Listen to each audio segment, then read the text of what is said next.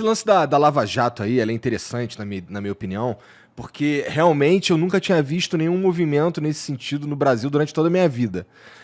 Mas me chama a atenção de um jeito bom, porque, assim, na verdade eu gostaria que isso fosse padrão, mas não que a Lava Jato, ela, pelo menos pra mim, depois que ela explodiu e tudo mais, ela pareceu andar com uma celeridade incomum. Cara, o que te deu tanto tesão, assim, pra fazer isso andar do jeito que andou? Eu sempre fui um idealista, tá? Eu trabalhei como juiz, como eu disse pra você, 22 anos. Uhum. E eu fui vendo as coisas evoluírem. Antes tu teve o caso do Banestado. Teve o caso do Banestado. Também é outro caso que fala um monte de coisa errada. No fundo, assim, a gente fez as tripas coração no caso do Banestado, que foi começo lá dos anos 2003, 2000, por aí, né? A gente prendeu os maiores doleiros do país na época. Ninguém mexia com esses caras. E esses caras... Não é só mandar dólar para o exterior de maneira fraudulenta, né? Por que vai incomodar o doleiro que vende $1 ali fora do sistema oficial? Não, é o pessoal que lavava dinheiro. É diferente. Lavava dinheiro de droga, lavava dinheiro de corrupção. E a gente foi mexer com esses caras. Ninguém mexia. Até tem uma história que é bacana, né? Que é a seguinte. Teve esse escândalo do Banestado. Aí os processos eles estavam lá em Foz do Iguaçu, da Polícia Federal. Estavam meio mortos. Mas teve uma grande repercussão na imprensa. Tem que fazer alguma coisa. Aí, na época, a Justiça Federal resolveu especializar algumas varas em lavagem de dinheiro e crime financeiro. E em Curitiba escolheram a minha. Aí vieram todos aqueles inquéritos. Isso é aleatório? Eles escolheram, na época, a minha vara lá. Mas a tua vara tinha coisa a ver com anticorrupção, não é? Não era um... Na época não tinha. Foi daí que especializaram. Tá. E daí que começou a ser só isso, tá. Entendeu? Aí criaram essa vara especializada. Aí os processos vieram, a gente começou a organizar, a fazer para um caso que estava morto acontecer alguma coisa. E a gente tinha planejado, né? A Polícia Federal tinha planejado, era juiz do caso, essa operação que chamava Farol da Colina, que é a Bacon Hill, né? Que era uma referência a uma empresa de lavagem de dinheiro lá nos Estados Unidos que tinham descoberto. E a gente estava trabalhando com os americanos nisso, em cooperação internacional. E aí ia ser aquela mega operação, foi a maior operação até na época. E ao mesmo tempo criaram lá a tal da CPI do Banestado. Comissão Parlamentar de Inquérito, no Congresso Nacional, deputados e senadores para investigar o caso Banestado. E aí começaram a conversar com a gente. Teve um deputado que teve a cara de pau, um deputado do PT, teve a cara de pau de falar comigo lá em Curitiba. E isso tem um delegado que ele recebeu a mesma mensagem. O deputado foi pedir para nós lá, olha, será que vocês podem diminuir um pouco a lista dos doleiros a serem presos?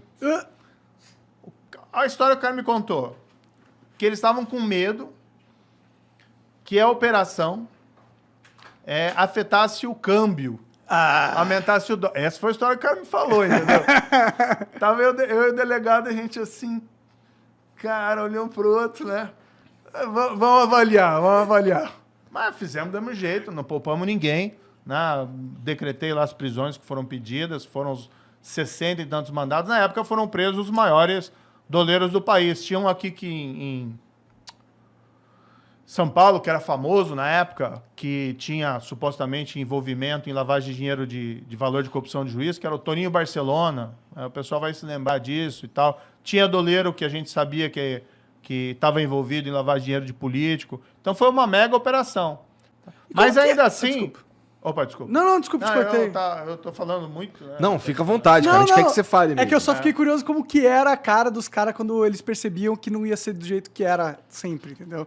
Porque você deve ter tido várias cenas assim, né? Você interrogou a galera, né? Foi, né? Deve ter... Como que é? Porque é interessante.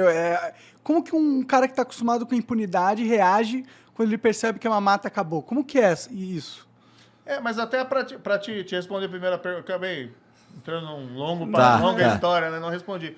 Mas assim, mesmo a gente fazendo todo aquele esforço, o sistema legislativo não propiciava que as pessoas que cometessem crimes lá na época do Banestado fossem de fato punidas. Então, muita pouca gente, apesar das várias investigações, né, muita pouca gente acabou realmente cumprindo pena. Muita gente foi presa, alguns cumpriram pena e tal, etc. A gente fez as tripas coração, Ministério Público, Polícia, Mas muita gente acabou escapando, porque, por exemplo, você julgava o processo, sentenciava, aí apelavam lá para um tribunal e demorava anos e nunca acontecia nada, entendeu? Então você vai gerando em você um sentimento assim de indignação, sabe? Com a injustiça. E aquilo vai mexendo com você. Tá? Então, quando chegou daí a Lava Jato e as coisas começaram a funcionar, as coisas começaram a andar, e você começa a ver o resultado. Pô, teve gerente da Petrobras que recebeu 100 milhões de dólares em suborno, em propina. Caralho, 100 milhões de dólares é dinheiro. Cara, Cara, tinha parece conta. coisa que tem a ver com cartel de drogas internacional. Isso é muito Você dinheiro. acha que tá maluco, é muito dinheiro. É muito dinheiro. E aí que vem outra história. Então, tem esse sentimento de indignação, e acho que não era só meu, tinha do Ministério Público, da polícia. Daí, quando a gente começou a ver as coisas acontecerem, puxa, vamos trabalhar para a gente mudar realmente. A gente queria mudar o país de um jeito positivo. A pessoa, projeto de poder nada. O que a gente queria é a lei sendo aplicada. Né? A gente tem aquela satisfação de ver assim um país diferente. Se vocês repararem, tem uns filmes em Hollywood, tá? Que acaba com o criminoso pousando de avião Se no dando Rio bem. de Janeiro. Ah, Não tem. aqui é conhecido como paraíso de não vai dar nada, né? Não vai dar nada. O cara fugindo pro Brasil da polícia no exterior. Tem um filme que eu acho que não é da época de vocês, que é o do Tom Hanks, o mais antigo. Ele ainda não estava mega famoso, né? Que é Um Dia a Casa Cai. E é mais ou menos a história assim, eles compram uma casa, eles querem comprar aquela casa dos sonhos, aí compram uma casa, e a comédia do filme é que a casa começa a cair aos pedaços. E o corretor que vende a casa desaparece. Daí tem uma cena do filme lá que, mas cadê o cara, né? Cadê o corretor? Ah, fugiu pro Brasil. Putz. Aí o Tom Hanks assim até fala, nada sutil, não, mas não tem polícia lá, né? Não tem justiça. Cara, às vezes parece que não tem. E agora você tem essa reação. Mas na Lava Jato, não. Na Lava Jato, você estava me perguntando, né? As pessoas começaram a mudar. O criminoso começou a confessar os crimes. Isso nunca aconteceu no Brasil. De um cara que roubou dinheiro. Devido à delação premiada, você imagina. Devido à delação. E por quê? A delação só funciona quando o criminoso começa a perceber que o sistema de justiça está funcionando. Porque, assim, se eu colaborar, eu consigo uma redução da minha pena. Se eu não colaborar, nada vai acontecer comigo, porque a justiça não funciona. Qual que você vai escolher? A segunda opção. A segunda opção. Na Lava Jato, como a gente inverteu essa lógica, e como o pessoal começou a ver o pessoal ir preso, o pessoal ser condenado, dinheiro sendo recuperado, alguns começaram a mudar de lado. A entender, olha, vou colaborar que é o melhor caminho. Como é nos Estados Unidos. Nos Estados Unidos, se o cara comete um crime, a chance dele ser punido rigorosamente é gigantesca. E aí o cara faz acordo. Um acordo de colaboração. Ou negocia a pena. Eu tive se você for ver estatística, né? Eu não vou ficar falando de estatística aqui, mas enfim. Nos Estados Unidos, mais de 90% dos casos criminais acabam com acordo. Com o cara confessando. Mas daí o cara, em vez de pegar a prisão perpétua, pega lá 30 anos. Em vez de pegar 10 anos, pega 5. Porque o sistema funciona. E se o cara sabe que tem prova contra ele, ele vai confessar. Aqui não, o que a gente vê? É um bando de bandido, roubando, nada acontecendo. Teve a Lava Jato, que mudou isso. E eles começaram daí a cumprir. E agora você tem gente que quer, não, eu não quero isso. Eu não quero responder pelos meus crimes. Eu quero ficar impune. Eu quero meus 100 milhões de dólares lá na conta na Suíça sem ser incomodado. Sim. É isso que está acontecendo, infelizmente. Teve muita, assim, do valor, da grana que foi desviada, teve qual o tamanho do pedaço que a gente conseguiu recuperar, cara? Olha, tem uma página do Ministério Público, tá? Os procuradores, que eles tinham essas estatísticas dizendo exatamente quanto tinha sido recuperado. A Petrobras fez um anúncio oficial, agora recentemente, de que da Lava Jato, só da Lava Jato, ela conseguiu receber em dinheiro, em cofre, não em promessa, que talvez recebam, 6 bilhões de reais. Uma grana, hein? Nossa É uma grana, uma grana. 6 bilhões de reais. Então, nunca ninguém recuperou tudo isso. E várias empresas que fizeram acordo na Lava Jato, porque pagaram suborno, reconheceram, que é aquela lógica também lá dos Estados Unidos, embora demoraram muito, tem uma previsão de recuperação de valores da ordem de 14 bilhões de reais. Mas isso eles ainda estão pagando. Então, não posso te cravar assim que vai devolver 14 bilhões de reais. Tá. A gente não consegue também quantificar o total real que foi desviado, consegue? É difícil, né? Porque corrupção, o problema assim, é um crime que você tem nas sombras.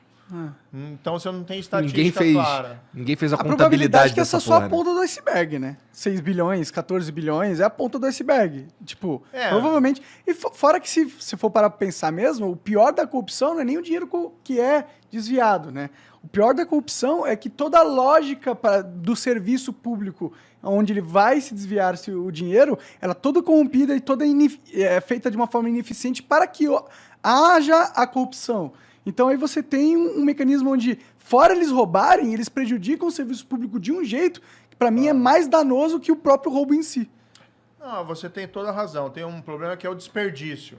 Então, o que acontece? Quando você tem o serviço público contaminado pela corrupção, por corrupto, o cara está pensando em prestar o melhor serviço para o cidadão ou ele está pensando na melhor oportunidade que ele tem de ganhar propina? É isso que a gente viu muito no caso da Petrobras, mas também em outros casos. Para te dar um exemplo aqui que ficou famoso, que foi a Petrobras comprou uma refinaria no exterior, que é a tal da refinaria da Passadina, que ficou famoso. Tá? Uma refinaria toda acabada, toda fodida, tudo mais. Sabe como é que a gente acabou revendendo mais barato que a gente pagou, né? Exatamente. Sabe como é que era o apelido da refinaria que eles chamavam? Internamente, lá na Petrobras? Ruivinha.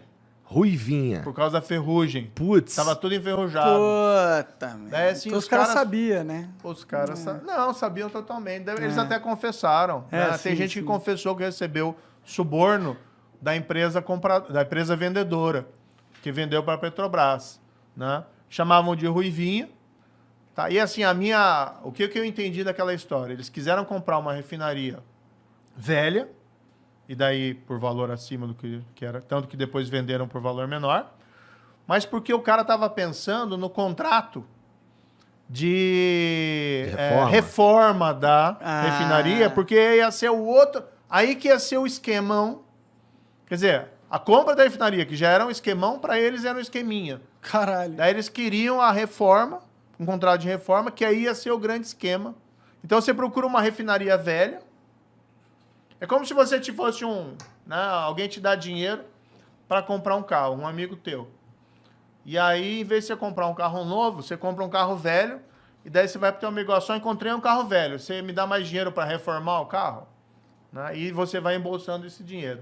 Então, quando a gente fala no valor do suborno que você recuperou, é uma coisa. O valor do prejuízo, isso aí deve ser umas 10 vezes mais. Nossa,